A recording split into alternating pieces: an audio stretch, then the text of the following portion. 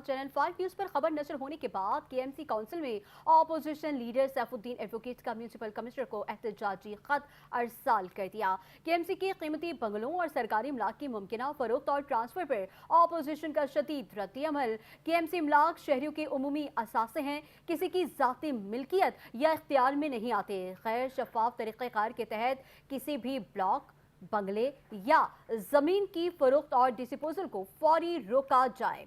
तीन तलवार पर वाक़े प्लॉट नंबर 29 और 30 के इंतजाम की खबरों पर गहरी तशवीश का इजहार किया। पब्लिक नोटिस कम अशात वाले अखबार डेली सिटी न्यूज़ इंग्लिश और daily super breaking news Sindhi में शाया कराए गए। महदूद अशात वाले अखबार में पब्लिक नोटिस देकर मामले को शहरियों की नजरों में छुपाने की कोशिश की गई। तीन तलवार केएमसी बंगलों में मुकीम अफसरान को घर खाली करने के नोटिस भी जारी कर दिए गए।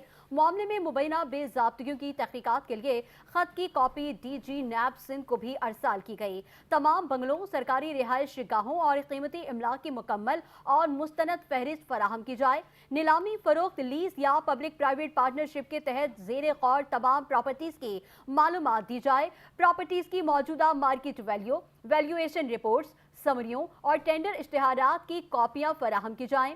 केएमसी काउंसिल की करारदादों, कमेटी फैसलों और मजाज फोरम्स की मंजूरियां सामने लाई जाएं। गुज़िश्ता 5 साल के दौरान लीज या फरोख्त की गई इमलाक का रकम और मुतल्लिका बैंक अकाउंट्स का रिकॉर्ड फराहम किया जाए।